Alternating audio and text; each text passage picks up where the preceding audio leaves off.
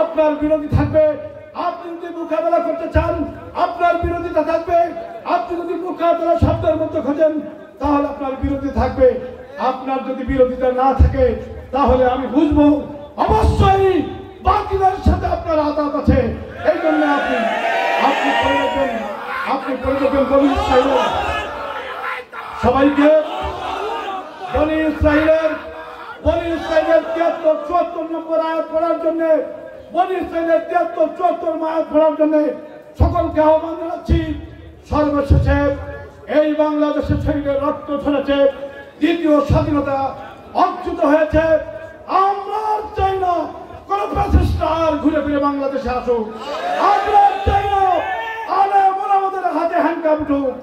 আমরা চাই না আলেম ওলামারা আর ওই কারাগারের অন্ধকার প্রকোষ্ঠে দিন কাটাক।